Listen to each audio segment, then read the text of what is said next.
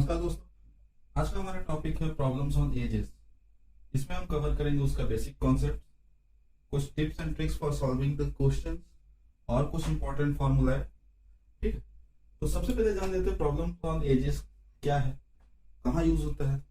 ठीक, हमारे बहुत सारे एग्जाम्स जैसे कॉम्पिटिटिव एग्जाम्स हो गए गवर्नमेंट के या फिर किसी एंट्रेंस एग्जाम, बहुत सारे व्यक्ति की विशेष के उम्र के ऊपर क्वेश्चंस आते हैं। जैसे आज अगर किसी व्यक्ति का उम्र एक्स है, आज से 5 साल बाद क्या होगा, आज से 5 साल पहले क्या था, इस तरीके से क्वेश्चंस आते हैं। ठीक है, उसी को जल्दी जल्दी सॉल्व करना, अच्छे से सॉल्व करना करेक्टली, क्योंकि देखो एग्जाम में जब आपके ऑप्शन दिए जाते हैं तो वो इस तरीके से होते हैं 4, 5, 6, 7। अगर आपने कहीं +1 मिस्टेक किया या -1 मिस्टेक किया तो अगर आपका आंसर 5 होना चाहिए था, +1 मिस्टेक करते हो तो आपका आंसर आएगा 6। अगर आपने -1 मिस्टेक किया तो आपका आंसर आएगा 4। आंसर तो आपने सोचा कि सॉल्व करके आ गए हैं और आपने आंसर 4 कर दिया। एग्जाम में क्या होगा, ये न सिर्फ आपका एक मार्क्स गलत होगा, एक क्वेश्चन गलत होगा, बल्कि ये नेगेटिव मार्किंग में भी अपना योगदान देगा। तो दैट इज व्हाई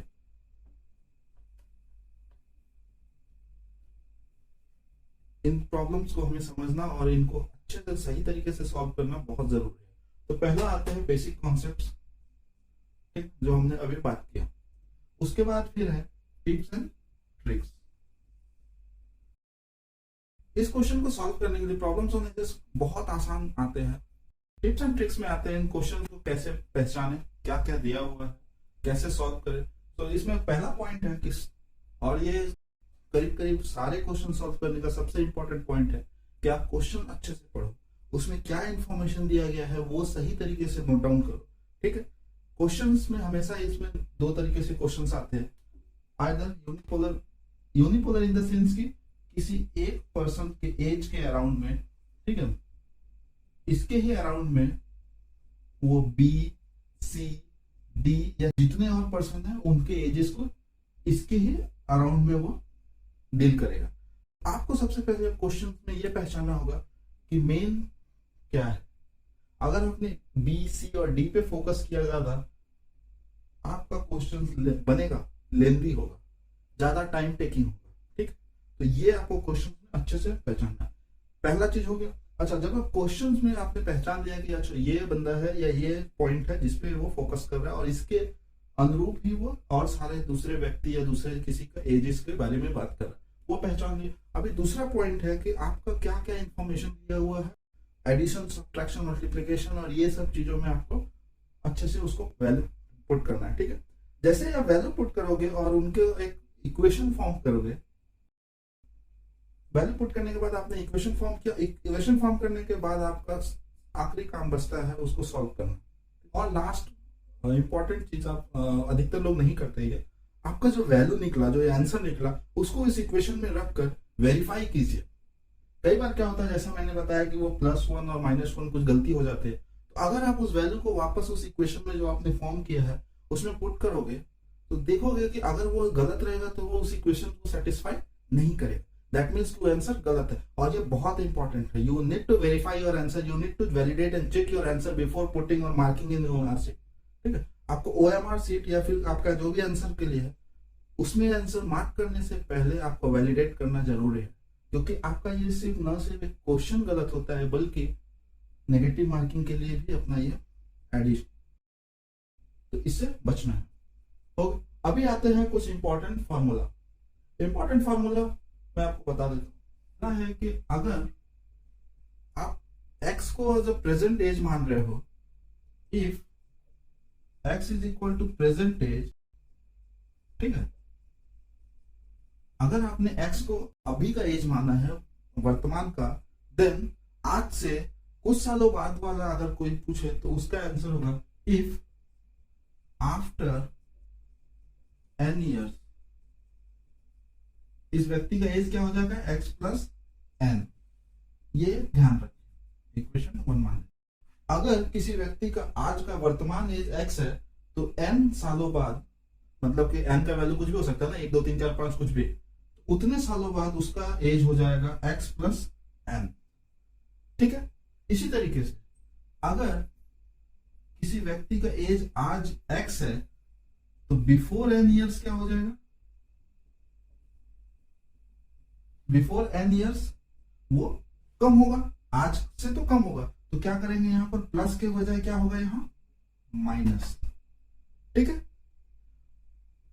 ये दूसरा हो गया।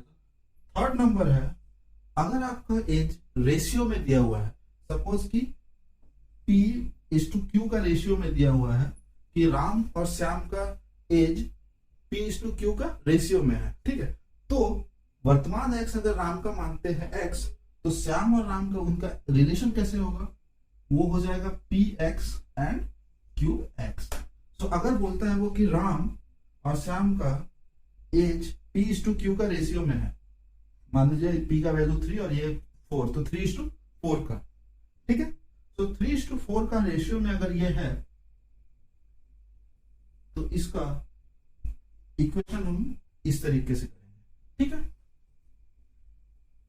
एक और है कि बहुत बार बोला जाता है कि n टाइम्स, ठीक है, मतलब कि इतना गुना, 2 गुना 4 गुना, ये n का वैल्यू अगर 2 है तो 2 गुना, 4 है तो 4 गुना, 5 है तो 5 गुना, n का वैल्यू बदलता रहेगा n times. At that time में x के साथ क्या हो जाएगा, x इंटू n हो जाएगा।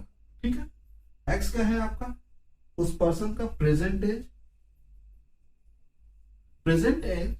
Into that n। ठीक है, तो यही कुछ फॉर्मूलाज थे, इसी के बेसिस पे आपके सारे क्वेश्चंस बनेंगे। तो चलिए कुछ क्वेश्चंस देख लेते हैं। फॉर्मूला मैं यहाँ पर लिख देता हूँ एक बार। तो x अगर प्रेजेंट एज है तो आज से n साल बाद उसका उम्र हो जाएगा x प्लस n साल पहले हो जाएगा x माइनस n। ठीक है, और अगर n गुना बात करेंगे तो x इंटू n। ठीक है, और अगर मतलब उससे डिवाइड करने वाली अगर बात करें तो x बाई n। ठीक है, मतलब कि अगर आज वो 5 साल का है तो वो आधा हो जा रहा है, 2.5 साल पहले उसका आधा है, तो 2.5 साल मीन्स क्या, अगर 5 डिवाइडेड बाई उसका n का वैल्यू। ठीक है, इस तरीके से। और उसके बाद फिर क्या आ रहा है, अगर रेशियो में दिया हुआ है P/Q, अगर रेशियो में दिया हुआ P/Q का में, तो उस टाइम में इंडिविजुअल्स के एजेस हो जाएंगे Px एंड Qx। तो इन्हीं सारों पे हम क्वेश्चंस देखते हैं। ठीक है, पहला क्वेश्चन है मेरे पास, the present age of Aradhana and Adrika is in the ratio 3:4। ठीक है, 5 years back the ratio of their ages was 2:3. Find the present age of आराधना। तो क्वेश्चन बोलते हैं कि आराधना एंड अद्रिका इन दोनों के एज का रेशियो है कितना, 3:4। क्वेश्चन अच्छे से पढ़ना, मिल जाएगा। तो अभी क्या है कि अगर मैंने बोला था इस फॉर्म में कि अगर P/Q का फॉर्म हो तो उनका प्रेजेंट एज कितना हो जाएगा, Px and Qx। So let Aradhana here, Aradhana present age क्या हो जाएगा, Px, P का वैल्यू क्या है 3, सो 3x। अगर रेशियो में दिया हुआ है तो सिंपल सा x के फॉर्म में लिखना है, तो उनका एक का 3 जो भी है, पहला उसका x, दूसरा का 4x, एंड अद्रिका एज क्या हो जाएगा 4x। ठीक है, उसके बाद क्वेश्चन बोलता है कि 5 साल पहले, तो 5 years बिफोर। अब आ रहा है क्वेश्चंस का वो पार्ट जहां हमें इक्वेशन सॉल्व करने में वैल्यूज मिलने वाले हैं। ठीक है, वो वैल्यूज जिसके बेस पे इक्वेशन सॉल्व करेंगे। तो ये तो स्टार्टिंग था, 3x और 4x मान लिए। ठीक है, यहाँ पर दिया हुआ है कि अगर रेशियो P/Q हो तो प्रेजेंट एज एक दिन का Px हो जाएगा, एक दिन का Qx हो जाएगा। 5 साल पहले एक क्वेश्चन बोलता है कि उनका रेशियो था 2:3 में। ठीक है, अभी ध्यान से सोचो, 5 साल पहले इनका क्या हो जाएगा, प्रेजेंट एज है आज का 3x एंड 4x। ठीक है, 3x एंड 4x। तो 5 साल पहले वापस से इसी फॉर्मेट में आते हैं। तो मैंने बोला था कि अगर n साल पहले का बात हो तो माइनस कर देंगे, तो AR का एज क्या हो जाएगा, AR का एज क्या हो जाएगा 3x माइनस n का वैल्यू कितना दिया हुआ है यहाँ 5, तो 3x माइनस 5। AD का वैल्यू इसी तरीके से क्या हो जाएगा, वापस से उसका कितना था 4x, प्रेजेंट एज था 4x, 5 साल पहले क्या हो जाएगा -5, ठीक है। और इनका रेशियो क्या था 2:3 का, ठीक है। तो अगर 2:3 का रेशियो था, दैट मीन्स कि 3x minus 5 by 4x minus 5 is equal to 2/3। Ratio का मतलब यही होता है कि उनके एज का रेशियो क्या था 2:3। ये 3 जाके मल्टीप्लाई हो जाएगा इसके साथ, ये 2 जाके ये वापस इसको ले जाते हैं, तो ये 4 जाके मल्टीप्लाई हो जाएगा इसके साथ, तो 3 जा 9, ठीक है। 3x इंटू 9x माइनस 3 5 जा 15 इज इक्वल टू, ये जाके इसके साथ मल्टीप्लाई हो जाएगा, तो 4 का 8x हो जाएगा माइनस 5 का -10। अभी क्या करना है, देखो ये जितने x वाले हैं ये है हमारे एक टाइप का, मान लो ये है मिठाई, और जो न्यूमेरिकल है वो है नमकीन। हम मिठाई और नमकीन को एक साथ नहीं रख सकते, ये इक्वल टू है जो कि इनको सेपरेट कर रहा है, तो मिठाई को एक तरफ लाते हैं, मीन्स कि x वाले को एक तरफ और जितने भी नंबर वाले हैं उनको दूसरी तरफ। तो क्या करते हैं, दैट इंप्लाइज 9x और ये 8x इधर आके क्या हो जाएगा -8x is equal to -10 plus 15। That implies x is equal to क्या हो जाएगा, देखो 9 में से 8 चला गया तो x बचा, और यहां पर 15 में से 10 गया तो 5। सो x का वैल्यू क्या मिला मुझे 5, ठीक है। तो प्रेजेंट एज कितना था, वो आप देखो प्रेजेंट एज कितना था, आराधना का था 3x, दैट मीन्स 3 इंटू 5 15, और एडी का कितना था 4x, दैट इज 4 इंटू 5 20, ठीक है। अच्छा अब वैलिडेट करते हैं कि ये जो x का वैल्यू निकला वो सही है या नहीं, ठीक। तो रेशियो क्या था उनका 3:4 का रेशियो था, और x का वैल्यू 5, ठीक है। तो इसमें डाल के देखो। एक और क्वेश्चन है, a father is twice as old as his daughter. If 20 years ago the age of father was 10 times the age of daughter, what is the present age of father? इसमें दोनों ही टाइम में question ने क्या किया है, समझने वाली बात यह है कि क्वेश्चन ने फादर के एज को किससे कंपेयर किया या किससे नापा है, डॉटर के एज से। मींस कि यहां पर जो पोल है दैट इज डॉटर, ठीक है, और इसके ही अराउंड में घूम रहा किसका एज, फादर का। This is the important thing. So फिर से let daughter's age is equal to x। So father का एज क्या हो जाएगा, क्वेश्चन ने कहा कि फादर का एज है ट्वाइस, ट्वाइस मतलब 2 गुना।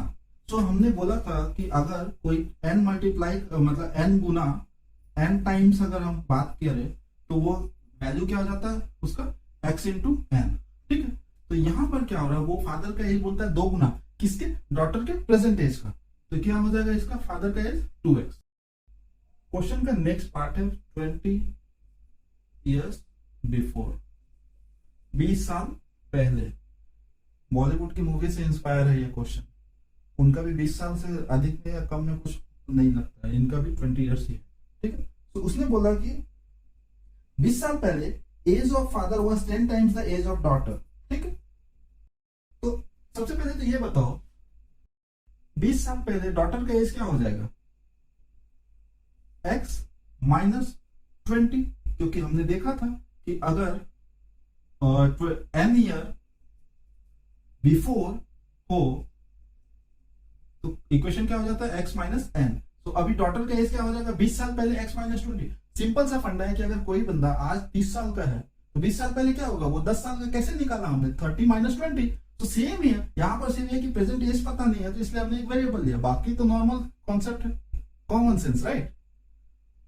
और फादर का एज क्या हो जाएगा 2x माइनस 20, और इनके बीच में रिलेशन क्या हो रहा, 20 साल पहले एज ऑफ फादर 10 टाइम्स था डॉटर के, मतलब कि 20 साल पहले ये इस एज का 10 गुना था। फादर का प्रेजेंट एज के लिए इस इक्वेशन को सॉल्व करते हैं तो ये क्या हो जाएगा 2x minus 20 is equal to 10x minus 200, ठीक है। तो अब वापस से वही फंडा कि x वाले जितने टर्म्स है उनको एक साथ लाना है और न्यूमेरिकल टर्म्स एक साथ लाना है, ठीक है। तो ले आते हैं 2x माइनस 10x, ये x इधर में प्लस है, कुछ साइन नहीं है तो प्लस है, तो प्लस इधर आके माइनस हो गया, इज इक्वल टू माइनस 200, और ये माइनस है इधर में, ठीक है, ये माइनस साइन है तो उधर जाके क्या हो जाएगा प्लस, तो क्या आ जाएगा ये minus 8x is equal to minus 180। अच्छा ये माइनस माइनस साइन चला गया तो x इज इक्वल टू क्या बचेगा 180/8, कितना होगा ये, तो x इज इक्वल टू कितना हो गया 45/2 मीन्स की और 22.5, x का वैल्यू निकल गया 22.5, ठीक है। सो बेटी का एज कितना था, यही था ना, बेटी का age is equal to x, और उसके पापा का कितना था, फादर का एज उसके 2 गुना, तो क्या हो जाएगा 22.5 मल्टीप्लाइड बाई 2 मतलब कि 45 ईयर्स आंसर। और वेरीफाई भी कर लो कि क्या ये 45 ईयर 20 साल पहले इसका कितना हो जाएगा बेटी का उम्र 2.5, और 20 साल पहले इसका उम्र कितना हो जाएगा 25। तो बोला था ना कि 20 साल पहले बाप का उम्र बेटी के 10 गुना था, तो 2.5 का ही तो 10 से मल्टीप्लाई करो 25, पहला वैलिडेट हो गया। उसके बाद फिर बोलता है कि प्रेजेंट एज में वो क्या है उसका डबल है, ठीक है, कर लो 22.5 का डबल करोगे 45, ये आंसर जो है 45, ये दोनों ही इक्वेशंस को वैलिडेट हुआ, आंसर इज परफेक्टली फाइन। तो ठीक है, आपको सिर्फ ये पहचानना है कि क्वेश्चन वैल्यूज क्या दिया हुआ, ठीक है, इक्वेशंस क्या फॉर्म हो रहे हैं, ठीक है, मेन पॉइंट क्या है क्वेश्चन का मेन पॉइंट, और पोल जो बोला, जैसे इस क्वेश्चन में डॉटर वाज द मेन पोल, उसके अराउंड में ही उसके फादर का एज रिवॉल्व हो रहा था। तो इस तरीके से ही आपका ये कुछ पॉइंट्स आप ध्यान में रखो, फटाफट आपके क्वेश्चंस बनेंगे। तो होप आपको ये समझ में आया हो, अगर आपको कुछ डाउट है तो आप कमेंट डाउन कर सकते हो, ठीक है। जय हिंद।